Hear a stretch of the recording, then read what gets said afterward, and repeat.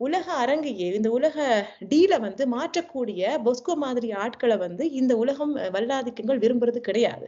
இதை நாங்க புரிஞ்சுக்கொள்ளணும். இந்த அடிப்படையில தான் அவருக்கு மேல சுமத்தப்படுற குற்றச்சாட்டுன்னு பார்க்கும் பொழுது இந்த யூஎன் சிஸ்டத்தை வல்கரைஸ் பண்றது என்ற அவர் சொல்றது வார்த்தை ஆர்வத்துன்னு சொல்லுவார். நான் அந்த யூஎன் சிஸ்டத்தை வல்கரைஸ் பண்றேன். அதாவது இதுல வந்து கோட்டு சூட்டு போட்ட பெரிய பெரிய டிப்ளோம் உள்ளவர்கள் மட்டும்தான் இல்ல.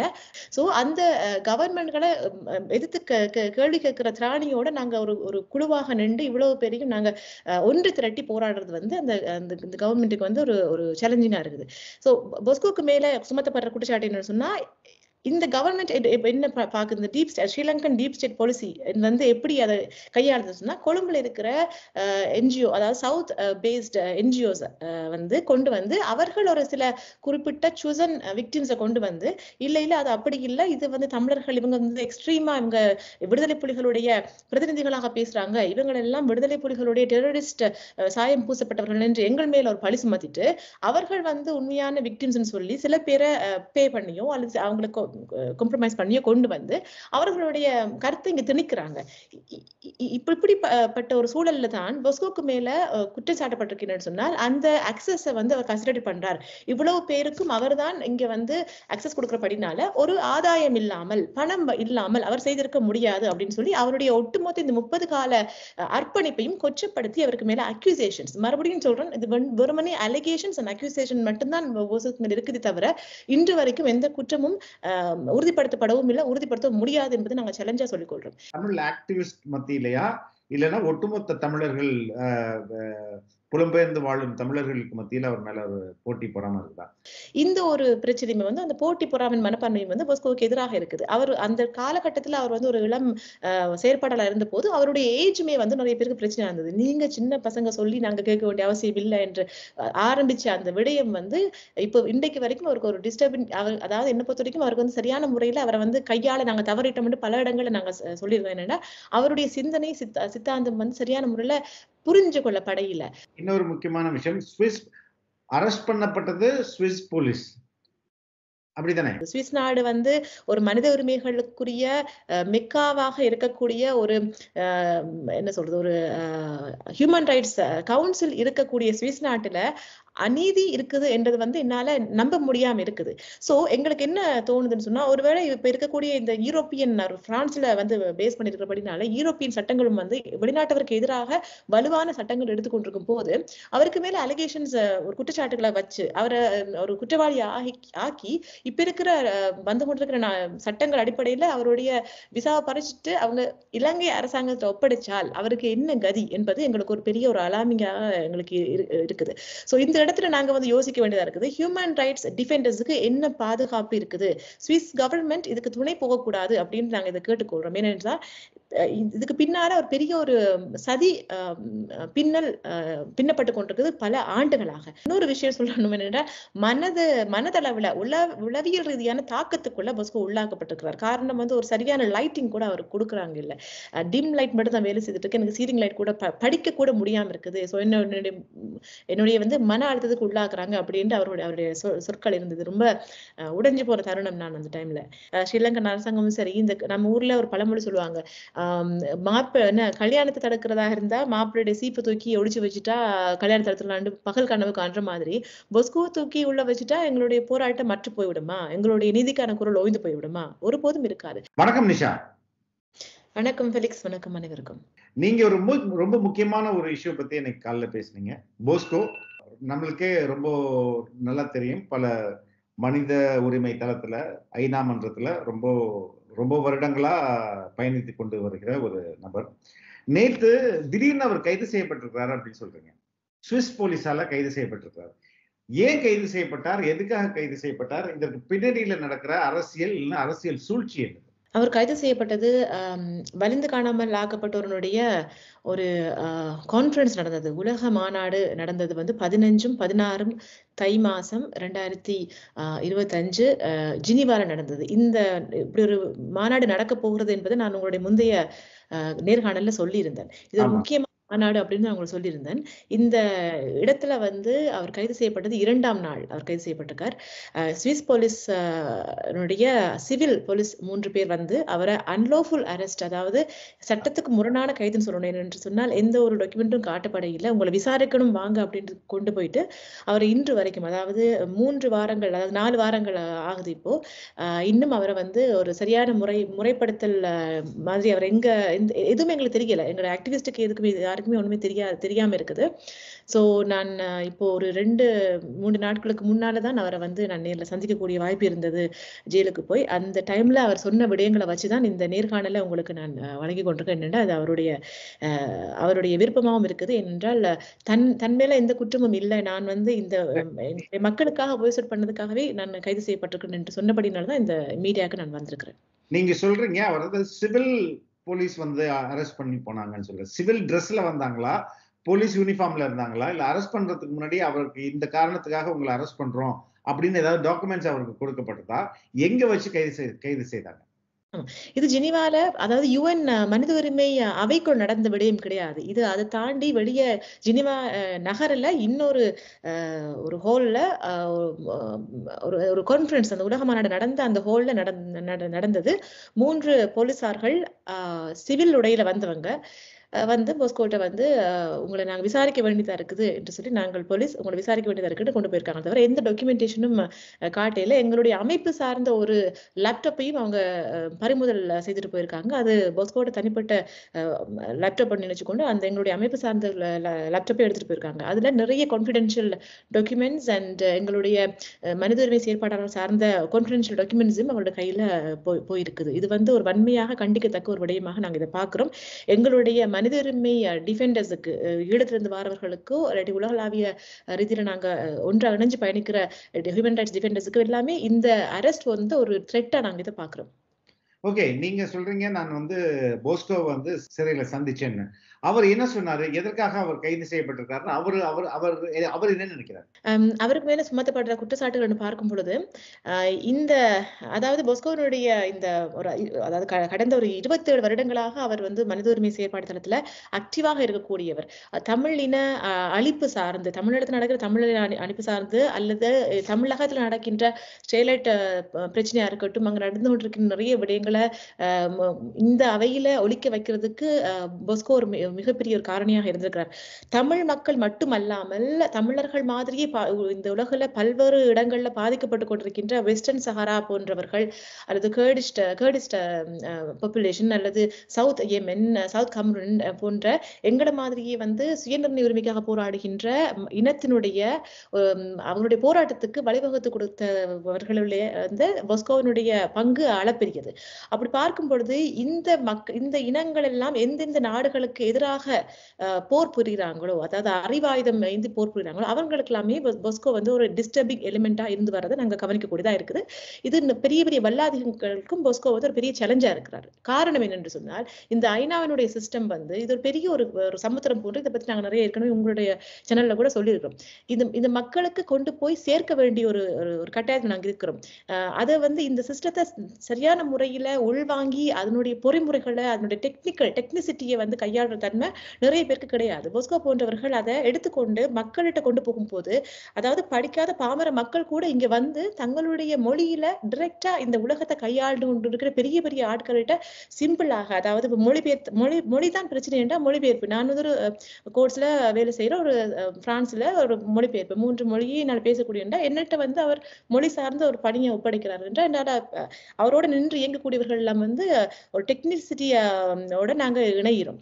இந்த ஒரு த்ரெட் வந்து ஸ்ரீலங்கா கவர்மெண்ட்டுக்கு மட்டுமல்லாது எங்களை போன்ற இனங்களை வந்து ஒப்ரெஸ் பண்ற பல நாடுகளுக்கு, பல வல்லாதிங்களுக்கு வந்து எங்களுடைய ஃபோர்ஸ் வந்து ஒரு த்ரெட்டா இருக்குது. இந்த உலக அரங்கையே, இந்த உலக டீல வந்து மாற்றக்கூடிய போஸ்கோ மாதிரி ஆட்களை வந்து இந்த உலகம் வல்லாதிக்கங்கள் விரும்புறது கிடையாது. இதை நாங்க புரிஞ்சுக்கொள்ளணும். இந்த அடிப்படையில தான் அவருக்கு மேல சுமத்தப்படுற குற்றச்சாட்டு பார்க்கும் பொழுது இந்த UN சிஸ்டத்தை வல்கரைஸ் பண்றது என்றார் அவர் சொல்றது வார்த்தை. ஆர்வத்தின்னு சொல்வார், நான் இந்த UN சிஸ்டத்தை வல்கரைஸ் பண்றேன். அதாவது இதுல வந்து கோட்டு சூட்டு போட்ட பெரிய பெரிய டிப்ளோம் உள்ளவர்கள் மட்டும்தான் இல்ல, ரியல் விக்டிம், அதாவது விக்டிம் மாதிரி வெள்ளி அடிச்சு கொண்டு நிறைய பேரை கூட்டிட்டு வராங்க.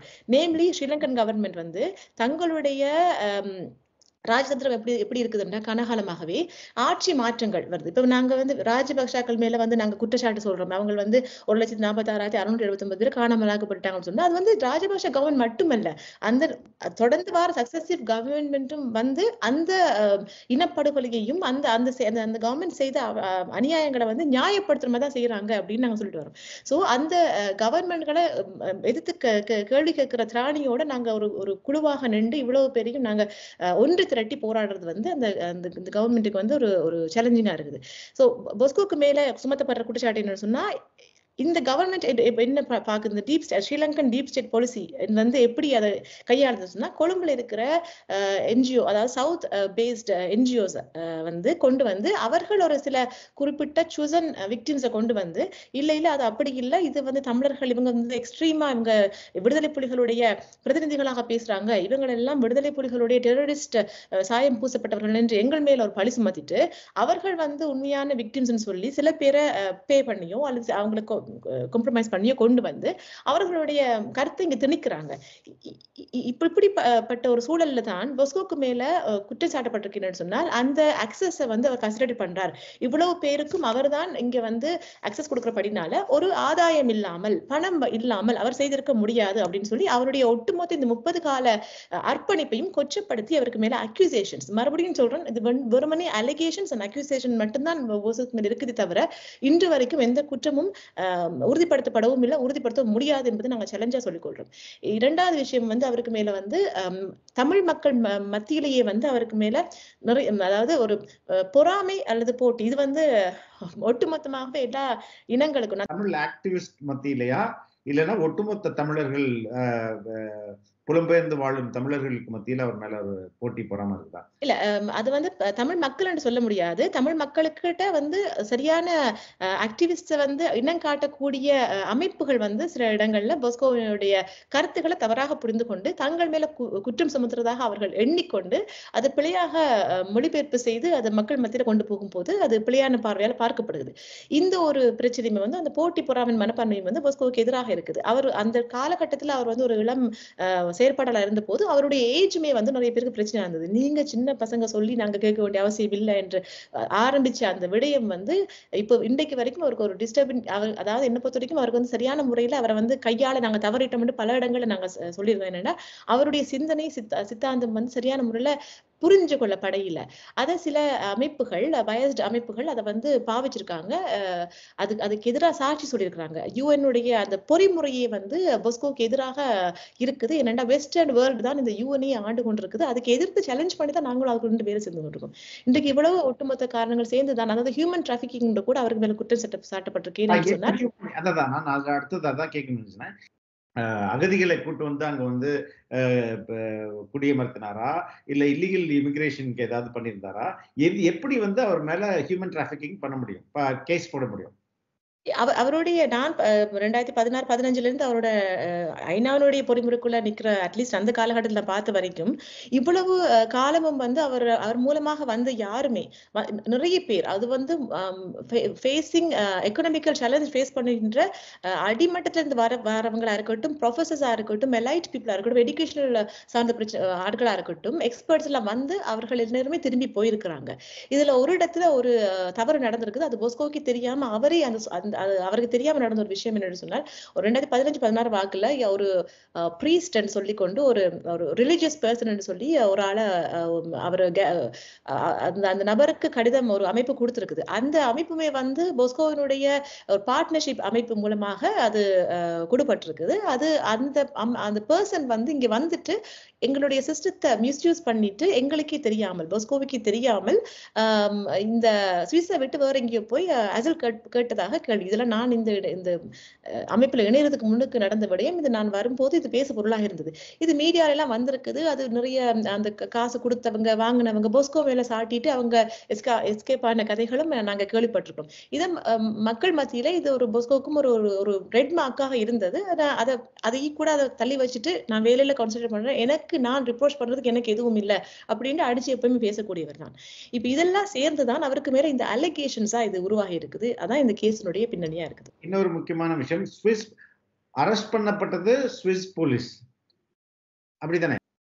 அவரை சந்திக்கும் வரைக்கும் எனக்கு அந்த டவுட் இருந்து கொண்டிருக்குது. அதை சந்திச்சு வந்த பிறகுதான் அந்த டவுட் வந்து ஊர்ஜிதமா இருக்குது. காரணம் என்னென்று சொன்னால், இந்த எப்பவுமே நாங்க கான்ஸ்பிரசி தியரி கொஞ்சம் எக்ஸ்ட்ரீமா பண்ணுவோம் இல்லையா, நாங்க ஸ்பெகுலேஷன்ஸ் பண்ணும்போது ஒருவேளை அப்படி இருக்குமோ இப்படி இருக்குமோ. பட் இது வந்து என்ன சார்ஜஸ் என்ன இருக்குதுன்னு பார்த்துட்டு தான் செய்யணும் அப்படின்னு நாங்க பார்க்கும்போது எந்த ஒரு அடிப்படை ஆதாரமும் இல்லாம இது நடந்திருக்குது. அதுவும் என்னுடைய ஒரு கணிப்பு என்னன்னு சொன்னால், அனுரா திசாநாயக்காவினுடைய இந்த அவர் வந்து ஆட்சிக்கு வந்த பிறகு வருகின்ற முதலாவது கூட்டத்தொடராக இந்த கூட்டத்தொடர் அமையுது. இவ்வளவு காலம் நடந்து கொண்டிருக்க இந்த அலிகேஷன்ஸுக்கு எதற்காக இந்த டைம்ல அவரை வந்து, அதாவது இந்த 58வது கூட்டத்தொடர் ஆரம்பமாக இருக்கின்ற ஒரு சில வாரங்களுக்கு முன்னுக்கு, அதுவும் அந்த குரூஷியல் டைம் வந்து அந்த காலகட்டம், அந்த செஷன் நடக்கிற காலகட்டம் இல்லை, அதுக்கு முந்தைய டைம்ல நாங்க செய்ய வேண்டிய எவ்வளவு வேலைகள் இருக்குது. இது அனைத்துமே வந்து போஸ்கோ அண்ட் போஸ்கோ சார்ந்த அந்த நெட்வொர்க் அமைப்புகள்ல நிறைய பேர் வந்து நாங்க இதுல இன்வால்வ் ஆகிருக்கிறோம். இது வந்து எந்த விதத்திலயுமே இல்லீகலும் இல்ல. இது ஐநா சிஸ்டத்துக்கும் தெரியும். எந்த இடத்துலயுமே நாங்க இல்லீகலாக எந்த விடயமும் செய்ததும் கிடையாது. நெட்வொர்க்கா நிறைய ஆட்களை சேர்த்து கொண்டு நாங்கள் பயணிக்கிறோம். அதுக்கு டெக்னீஷியனா அவர் ஒர்க் பண்றார். அதை வந்து ஐநா அவருக்கு மேல் வைக்கிற குற்றச்சாட்டு என்னன்னா, இவ்வளத்தையும் நீங்க கையாளுறீங்க அப்படின்னு சொல்றாங்க. இலங்கை அரசாங்கம் வந்து இதுக்குள்ள ஊடுருவி இருக்குது அப்படின்னு சொல்றதுக்கு நாங்களும் பண்ணறதுக்கு காரணம் என்னன்னு சொன்னால், இந்த காலகட்டத்தில் இது நடக்கிறது ஒன்று. இரண்டாவது வந்து சுவிஸ் நாட்டுல இந்த பிரசிடென்சி வந்து இந்த முறை 58வது கூட்டத்தொடருக்குரிய பிரசிடென்சி வந்து சுவிஸ் தான் அதை பொறுப்பெடுத்திருக்குது. போன முறை இந்த மொரோக், இந்த முறை சுவிஸ். இன்னொரு விஷயம் வந்து கடந்த 2 வருடங்கள் 3 வருடங்களாக சுவிஸும் இலங்கையும் ஒரு நெருக்கமான உறவுகளை பேணி வருவதாக நாங்க பார்க்கக்கூடியதா இருக்குது. இரண்டு இமிகிரேஷன் பாலிசி வந்து ஸ்ட்ராங்கா அவங்க எடுக்கிறாங்க. சுவிஸ் நாட்டுல அசல் கேட்கப்பட்டு மறுக்கப்பட்டவர்களை திருப்பி நாட்டுக்கு அனுப்பணும் அப்படின்றலாம் அவங்களுக்குள்ள ஒப்பந்தங்கள் இருக்குது. இது வெளியே வந்த ஒப்பந்தங்கள், உள்ளுக்கு இருக்கிற ஒப்பந்தங்கள் எங்களுக்கு தெரியாது. சுவிஸை நான் வந்து ஒரு பொய்யாக அவங்களுக்கு மேல சாடையும் விரும்பல. எனக்கு அதுக்குள்ள என்ன சொல்றது, சுவிஸ் நாடு வந்து ஒரு மனித உரிமைகளுக்குரிய மெக்காவாக இருக்கக்கூடிய ஒரு என்ன சொல்றது, ஒரு ஹியூமன் ரைட்ஸ் கவுன்சில் இருக்கக்கூடிய சுவிஸ் நாட்டுல அநீதி இருக்குது என்றது வந்து என்னால நம்ப முடியாம இருக்குது. இருந்தாலும் வெளிப்படையா நடக்கக்கூடியதை பார்க்கும் பொழுது ஒரு Sri Lankan human rights activist, Bosco வந்து ஸ்ரீலங்கன் நேஷனாலிட்டியா தான் இன்னுமே வாழ்ந்து கொண்டிருக்கிறார். பிரெஞ்சு நேஷனாலிட்டி இருக்கக்கூடிய அனைத்து தகுதி இருந்தும் அவர் ஸ்ரீலங்கன் நேஷனாலிட்டியா ஒரு டிப்ளமேட்டா இருக்குதான் விரும்புறார்.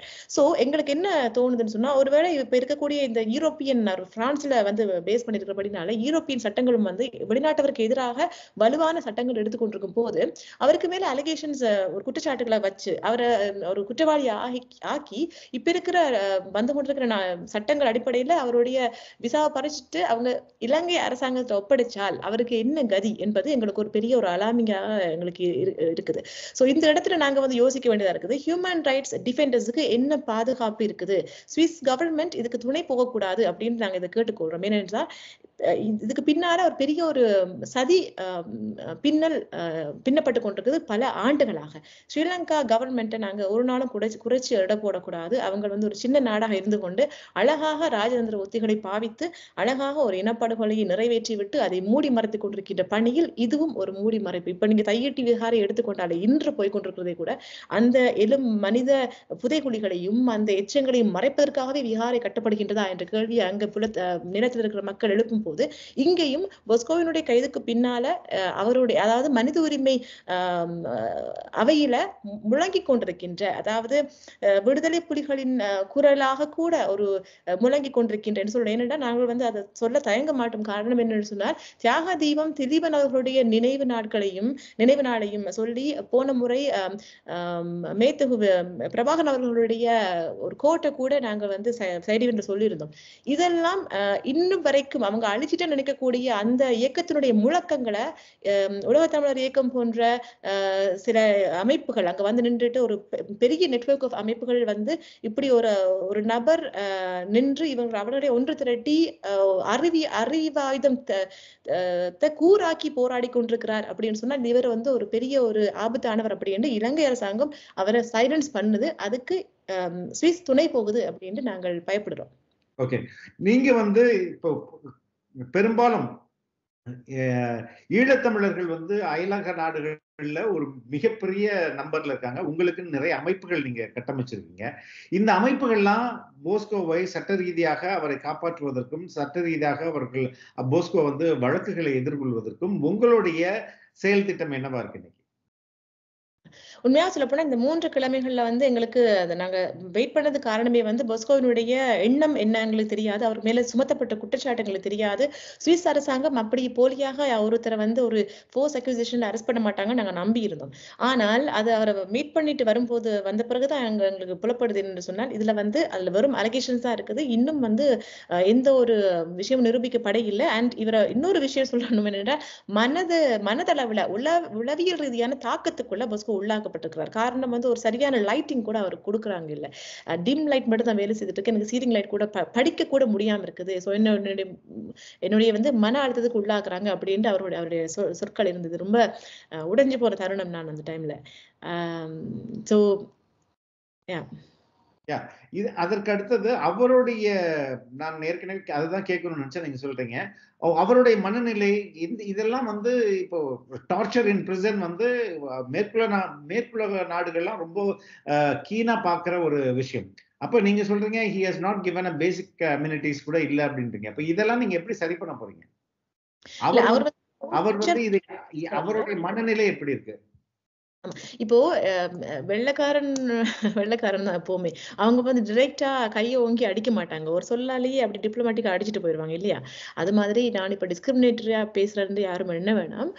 இந்த மேற்குலக நாடுகள் வந்து என்ன சொல்றது, நம்ம நாடுகள் மாதிரி டீல் பண்றது கிடையாது, எல்லாமே டிப்ளமேட்டிக்கா இருக்கும்.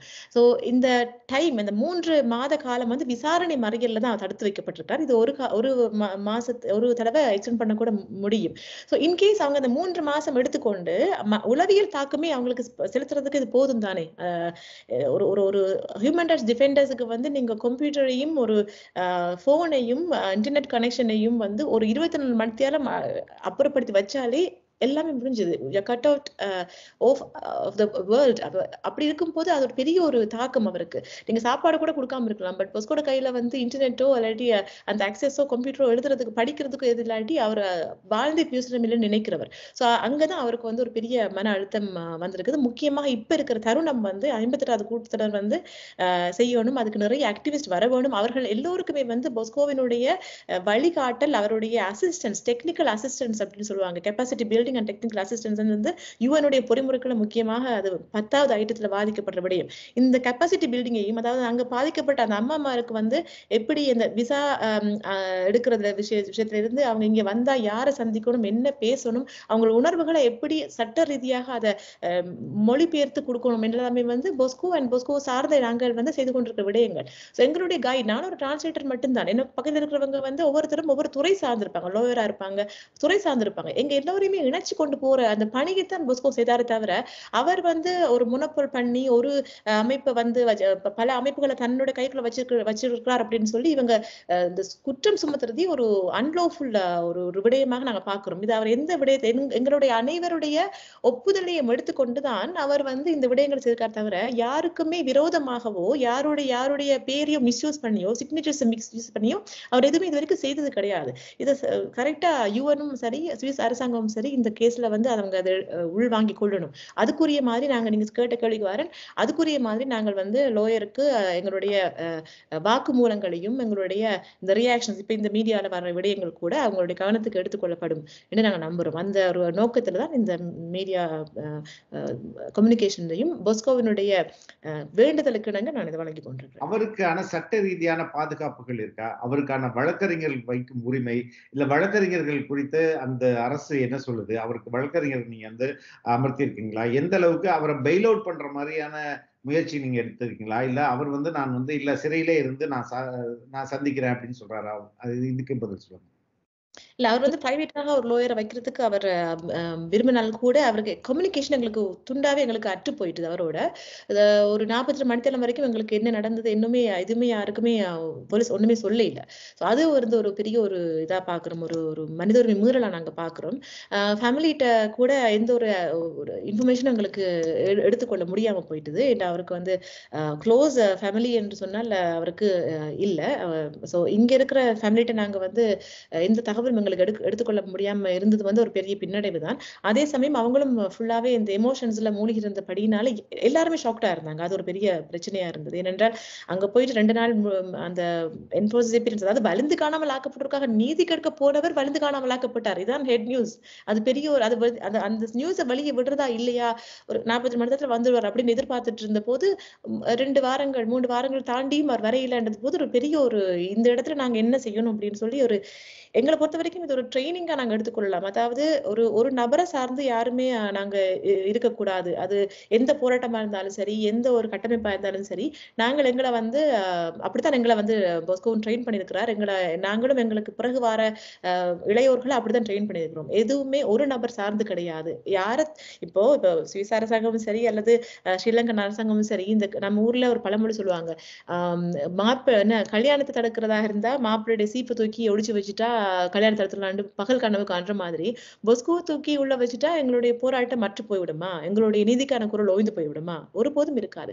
உலகத்துல கடைசி தமிழன், ஈழத்தமிழன், தமிழக தமிழன், தமிழனாக இருக்கும் வரைக்கும் எங்களுடைய நீதிக்கான போராட்டம் இந்த இனப்படுகொலைக்கான போராட்டம் ஓய போறது கிடையாது. இந்த விடயத்தை எங்களை முடக்க நினைக்கிற சக்திகள் உன்னிப்பாக அவங்க அதை விளங்கி கொண்டு வழிவகுப்பு செய்து அவங்களோட நிலைப்பாட்டை மாற்றிக்கொண்டு எங்களுக்கு உரிய சுயநிர்ணய உரிமையை வழங்கணும் என்று இந்த தருணத்திலையும் கேட்டுக்கொள்றோம். இதைத்தான் பொஸ்கோவும் விரும்புறாரு. இந்த கைதுல இருக்கும்போது கூட எனக்கு என்ன பெரிய ஒரு அட்மிரேஷன் அவர் மேல இருக்குது அப்படின்னு சொன்னா, இப்ப கூட அவர் வந்து அந்த அந்த ஒரு அதான் அந்த சிங்கம் எப்பவுமே சிங்கமா சிங்கத்தின் கால்கள் பழுதுபட்டாலும் சீற்றம் கூறுவதுன்னு சொல்ற மாதிரி அவர் இப்ப கூட இந்த மனநிலையில இருந்து கொண்டு கூட இதை வந்து கொண்டு போங்க, என்ன யூஸ் பண்ணுங்க, இந்த அரஸ்டேஷனை வழியை கொண்டு போங்க, இதை வந்து யூஸ் பண்ணுங்கன்றது வந்து என்னன்னா இதை வந்து மக்கள் மையப்படுத்துங்க, மக்களுடைய ரியாக்ஷன் கொண்டு போங்க, அவங்க இயல்பா என்ன ரியாக்ஷன் அவங்க எடுக்கிறாங்களோ அதை செய்யுங்க. ஏனென்றால் குற்றம் நான் செய்யல, நான் குற்றம் செய்ததை நான் ஒழியணும், இதை கொண்டு போங்கன்னு சொல்றாரு.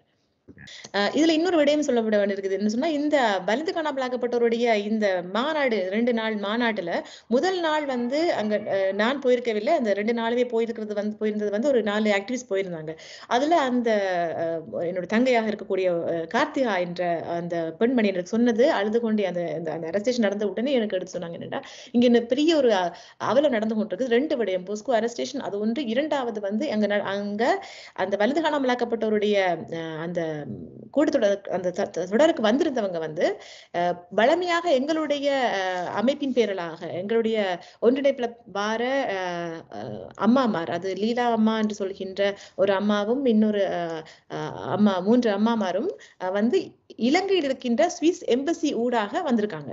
அவங்க அந்த இடத்துல அவங்க சொன்ன விடயமே அவ்வளவு அப்படியே உள்டாவா இருந்தது. எங்கள்கிட்ட சொன்னது ஒன்றாக இருந்தது. எங்களோட வரும்போது ஐநால சொன்ன விடயங்களாம் வந்து இனப்படுகொலைக்கு நீதி கோரியும் எங்களுடைய பிள்ளைகள் எங்கே அதுக்கு நீங்க அதையும் இனப்படுகொலை லிங்க் பண்ணாங்க. இப்போ அவங்க சொன்னது அப்படியே அந்த மாறி சொல்லுவாங்க, அது வேறவா இது நாரவா என்ற மாதிரி அப்படியே ஃபுல்லா மாறி சொன்னாங்க. ஏனென்றால் அங்கிருந்து வந்த அவங்களுக்கு இன்ஸ்ட்ரக்ஷன் அப்படி இருந்திருக்குது.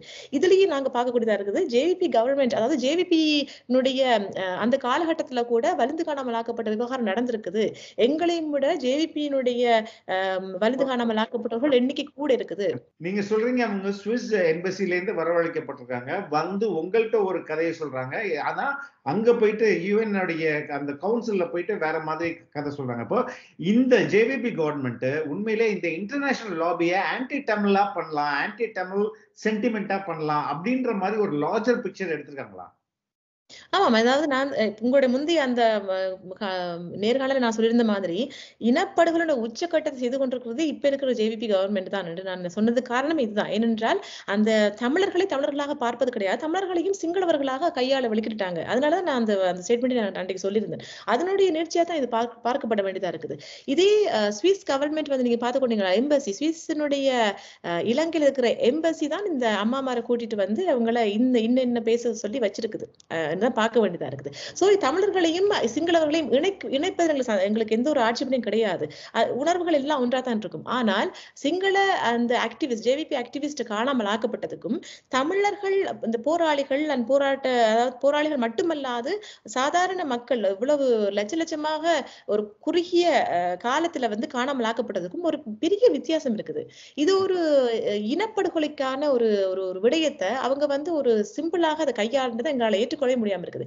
இன்னொரு விடயத்தையும் பார்க்கணும். சிவசனுடைய ரெஸ்பான்சிபிலிட்டி இங்க நாங்க கேட்க இருக்கிறோம் என்னன்னு சொன்னால், இந்த விசா ரிஃப்யூசலை நாங்க பல ஆண்டுகளாக நாங்க ஃபேஸ் பண்ணி வரோம். அதாவது நாங்கள் சில ரியல் விக்டிம்ஸை இவங்களை நாங்க வந்து அடையாளப்படுத்தி மனித உரிமை அவையில தொடர்ந்து வர கூட்டத்தொடர்ல பேசணும் என்று சொல்லி நாங்க விசா கேட்கும் போது நிறைய பேருக்கு அந்த விசா வந்து மறுப்பு செய்யப்பட்டிருக்குது. தங்களுடைய விடயங்களை மென்மையாக அணுகக்கூடியவர்களை மட்டும்தான் அந்த சுவிஸ் கவர்மெண்ட் வந்து இங்க வரவிடுது.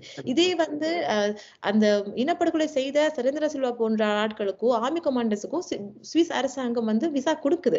ஆனா பாதிக்கப்பட்ட நபர்களுக்கு விசா மறுப்பு செய்திருக்குது. இது நாங்க பல இடங்கள்ல பொஸ்கோவினுடைய தலையீட்டின் பேர்ல பல இடங்களுக்கு பல மெண்டேட் ஹோல்டர்ஸுக்கு நாங்க இதை வந்து கவனத்தில் ஈர்த்திருக்கோம். இந்த சூழல்ல தான் இந்த கைதியும் நாங்க பார்க்க வேண்டியதா இருக்குது.